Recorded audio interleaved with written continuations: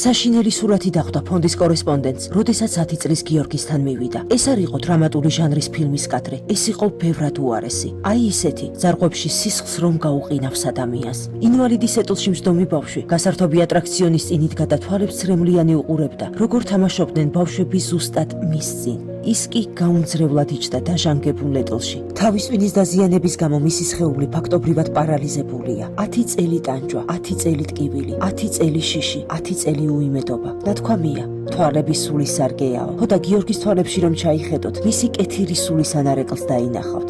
გიორგი საბრალო დედა ჯერ სულ რაღაც 29 წლისაა. წარმოიდგინეთ, რა მხელად კივილს გადიოდა ახალგაზრდა დედა, როდესაც ხედავდა, რომ სხვა დედები ლამაზი ეტლით ასეირნებდნენ თავიანთ შვილებს, თვითონ კი ინვალიდის ეტლით. წამით მაინც წარმოიდგინეთ ეს სცენა, რას გრძნობს ამ დროს დედის გული. ვარ ნათესავებთან, ხანვისთან და ხანვისთან.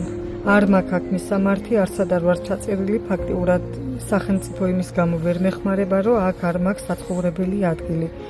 არც წამლებს მიფინანსებს სახელმწიფო, ვერც არაფერს. კეთილო ადამიანებო, გთხოვთ, რომ დამეხმაროთ გიორგიმ ფეხზე რომ გაიაროს და თამაში შეძლოს. ბავშვის მდგომარეობა დღითი დღე რთულდება. ყოველი მომდევნო დღე სულ უფრო მეტად აგარგვინებს საბრალო გიორგის ფეხზე გავლის. დაგვიანებული მკურნალობა, დაგვიანებული ოპერაცია უშედეგოა. მოგმართავთ ყველას, ყველა რეგიონში მცხოვრებ ადამიანებს.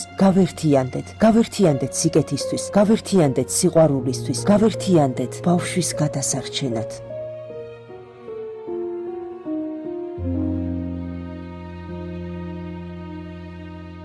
გადარიცხეთ ნებისმიერი თანხა ჩერნოვეცკის ფონდის ოფიციალური საიტის მეშვეობით.